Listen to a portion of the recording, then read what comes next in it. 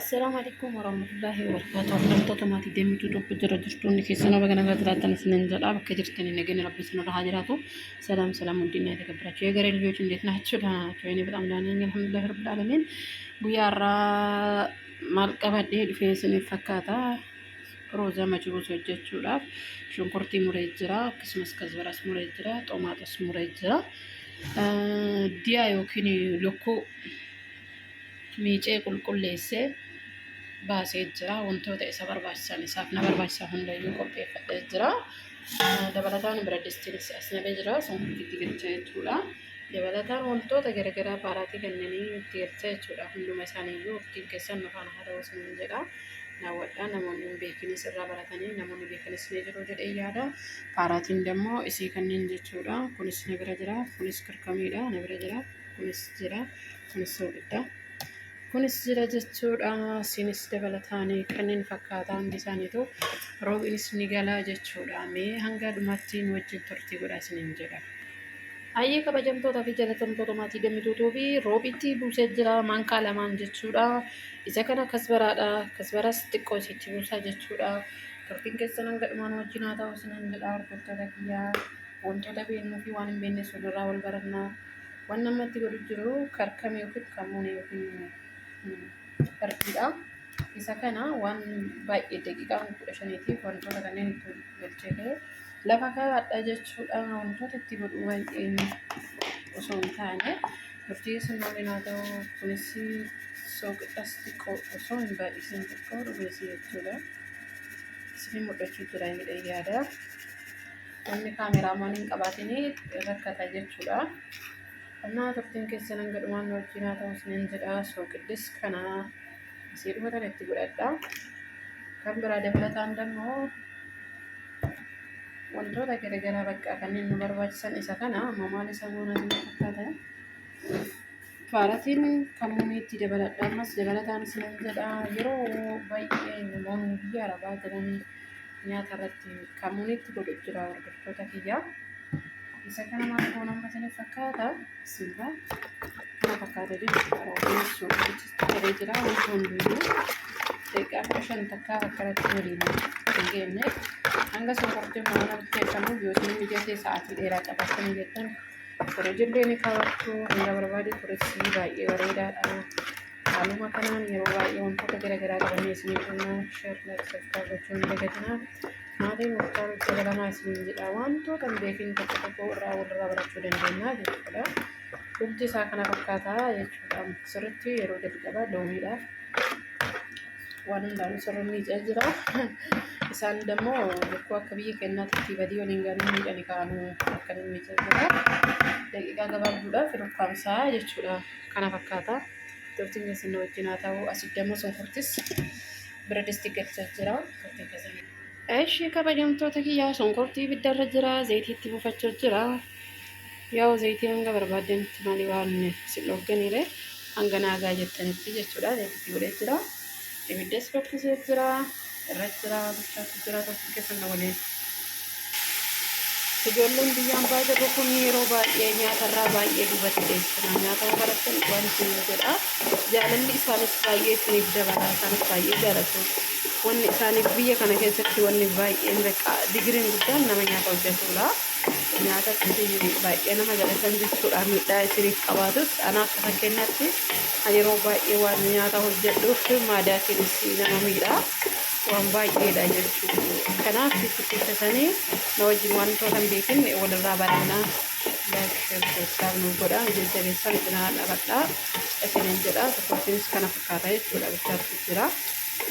Hanga dhumaatti na wajjin faana bu'aa isiniin jedha. Ishee hordoftoota koo maatii Dammituutuu fi amma akkasuma jirra. Sonkortiin bilchaataa jira. Yaa ammoo nu barbaachisa. Baaraatiitti galchaa jechuudha. Wantoota na barbaachisan bilchaatanii waliin turtiin waliin godhaa. Yaa itti baay'isanis itti xiqqeessanis mirga keessan hanga isinii gahu hundaa namni hin beekin hin jira yaadu. Kun immoo maajii jedhama. Maajii jedhama. Yaa inni guddaan barbaachisu. Ammas isni kunis jira. Black pepper wayim filfilii aswaddi jedhanitti waaman akka afaan isaaniitiin wajjin turtii keessan godhaa isiniin jedha. kunis kamuunii jedhama. Kamuunii baay'ee jaalatuun kamuunii namoonni hin beeknes beektu jedhee yaada. Amma immoo kana fakkaata jechuudha. Bismillah.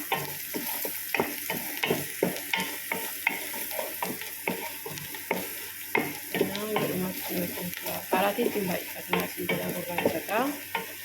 Yoo gurraachate jedhee namoonni tokko ni jaalatan jechuudha. Kamuuniin rakkoon qabu irdiin kakkamiinis hadhaa'u afaan keessatti salleetti baay'atiin akkuma laachuun ga'u jechuudha. Ishii wuddoochiyyee isii duraa sanis qabadhee dhufee jira. Akkanatti galchinaa jechuudha. Isaan immoo akkanas baay'ee mi'eessadha. Warri jaalatu ba'a.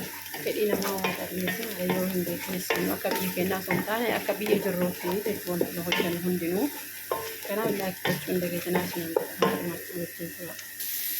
Ishii hordoftoota koo kalbaraaf tomaas illee kubbisa jira. Maaliif hojjetanii kaameraamaan hin qabaanne irratti hin keessaan ta'ee dhiifama. Kana fakkaata akkasiin jalaan gubanne xomaa kana haga sirreeffachaa turte hidda qannafattanii waliin dhoofsanii jechuudha. Akkasii inni immoo murtaawaan jaallaaf hin jedhamu. Daa'imman dabeetina wantoota garaagaraa waan karaa jiran daa'imman akkasii dhiyaatu jechuudha.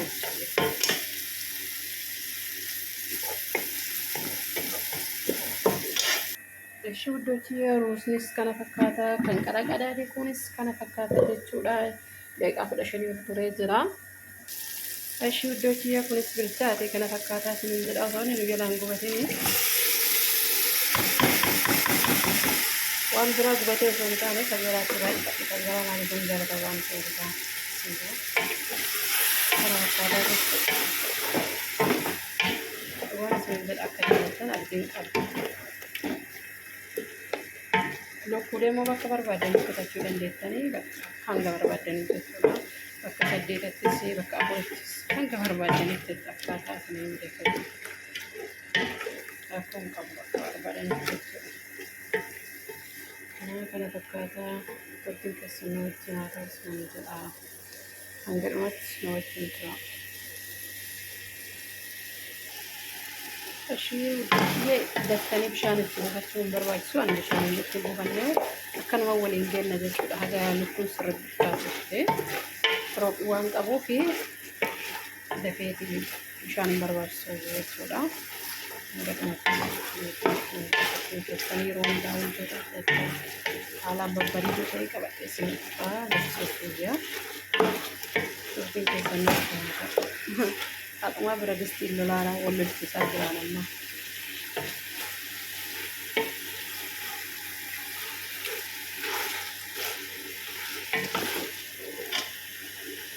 Laayik gochuun dagatinaa yeroo hundumaa wal gara jabaas ni jedhu.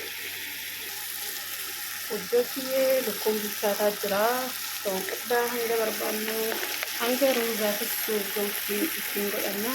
Ishii kana jechuudha isa guddaa kan itti godhanna. Itti lammees kallee godhee yoo itti osoo irrallee dhaawwan ta'e illee baay'isu hanga tokkee keessanii wajjin haa ta'u waan hundayyuu likkiidhuma likkitti ittiin marfatanii jedhan akkasuma bareedaa ittiin jedha. Tokkee keessanii waliin haa ta'u hanga dhumaa ittiin jedha. Hin jaaladhaadha jechuudha. Ittiin dagatinaa gosoonni gara keessanii haarofni illee ifaan ittiin jedha. Waliin cuunfaadhaa kan walaa jajjabeessanii ittiin jedhamu kan keenya garagaraa waan ta'eef baay'ee irraa barannaa jechuudha. Kanaaf biqilaa dhaabachaa bishaan dhiqachuu beekuudha hanga ammaatti yeroo bilchaateera. Geessee kan ta'e keessaa beeksisa.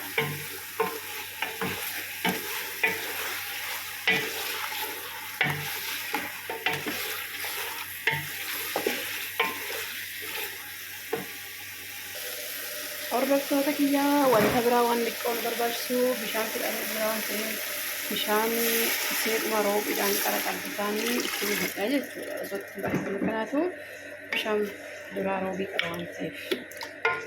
Annaa dhumti isaa kana fakkaataa laayik isheen jechuun dagatinaa isiniin jedha. As keessas baasnee lukkuu sangadhumaan daawwadha turtiin keessan waliin haa ta'u isni kun immoo bilchaa isaatti bilchaata jechuudha dhumarratti.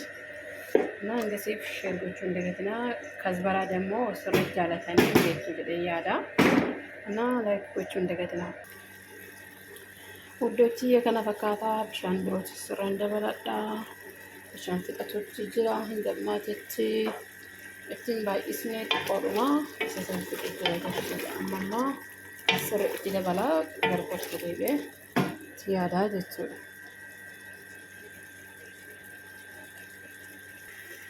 bishaan danfisee dhufee jira iddootti kana fakkaata silaa bishaan waan danfisee dhufee ganaa ho'uun deemu jechuudha. Amma dammoo maal goonaa hanga fedhaa bilchaatu ganni bilchaatuuf qadaadannaa jechuudha. Isa qadaadannee xiqqoo akka qadaadannaa jechuudha.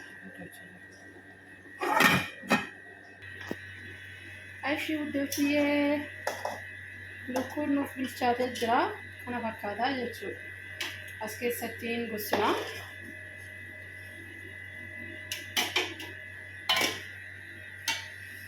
lukkuma takkaattee hojjedha isiin sunuyyuu bilchaattee jennaan waliif qottatte akkana taate jechuudha. Bishaan dammoo ruuzatitti galaa jechuudha.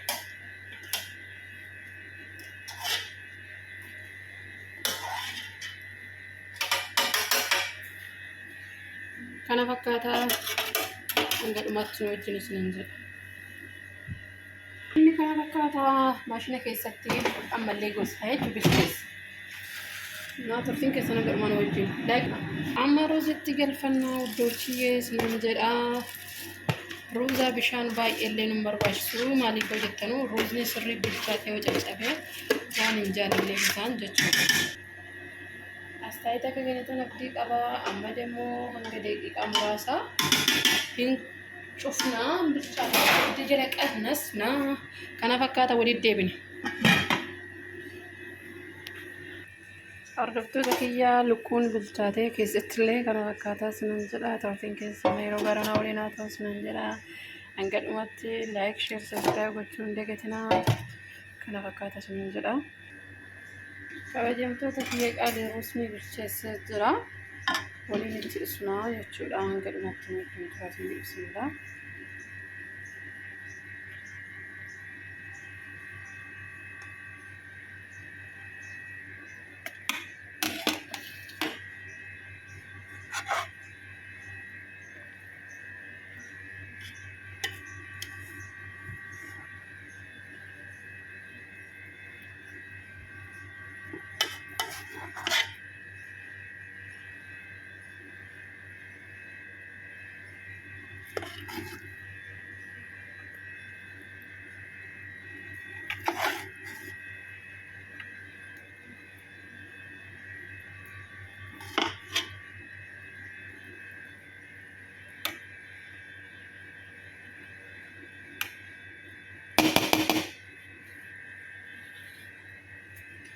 Macam busuk lukkuunis as jiran bira jechuudha.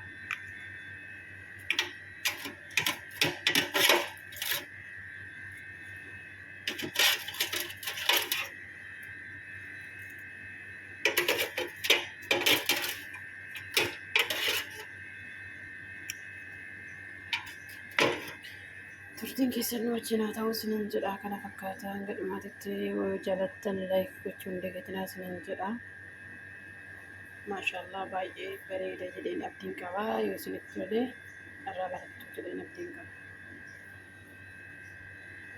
እና hanga dhumaatti warroonni wajjin turtanii galatoomaa laayik tuquun dagatinaa sheer sabskiraayib gochuu hin dagatinaa eeguu seentan sinan jedha.